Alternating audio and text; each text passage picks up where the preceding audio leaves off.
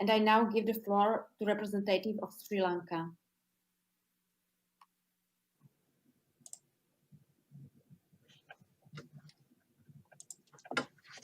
Thank you, Madam Chair. Sri Lanka associates itself with the statement delivered by Guyana on behalf of G77 and China and thank the Secretary General for his report on this item. Madam Chair, achieving food security, nutrition, and promoting sustainable agriculture is necessary in accelerating progress and transformation in the SDGs. It is with great concern is not on track to achieve zero hunger by 2030 and that 8.9% of the world population remains in hunger as highlighted in the SDGs reports. Food is essential for life and most of our cultures and communities are dependent on agriculture. The COVID-19 pandemic has unprecedentedly hampered and strained food system at all levels.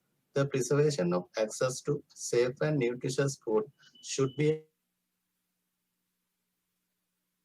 our, especially for the poor and most vulnerable who are impacted most by the resulting economic shocks.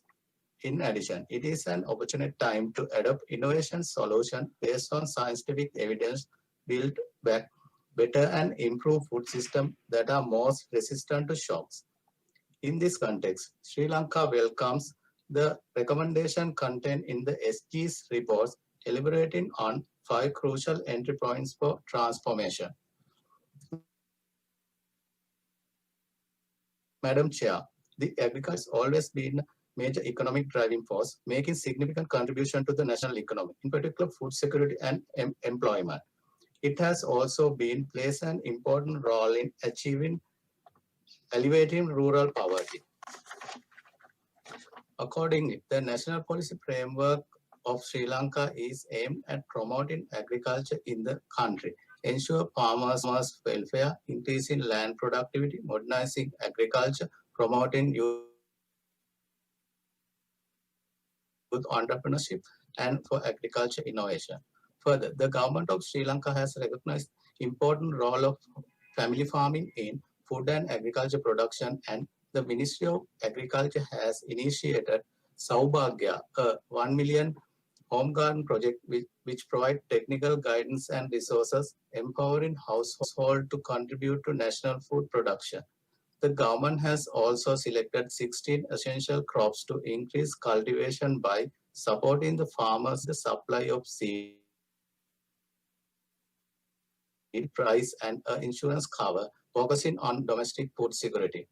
In order to ensure sustainable agricultural production, Sri Lanka has integrated its national food production program to achieve self-sufficiency by 2022 with a special focus on crop production and enhancing productivity, minimizing post-harvest damage, introduction of value-added new production, as well as popularizing eco-friendly agriculture through the use of traditional knowledge. Madam Chair, in an island, sustainable aquaculture remains a significant matter of consideration for Sri Lanka, where fish production system continue to be threatened by climate stress, overexploitation, illegal and unregulated fishing. In this context, coordinated intervention around fisheries and aquaculture are needed.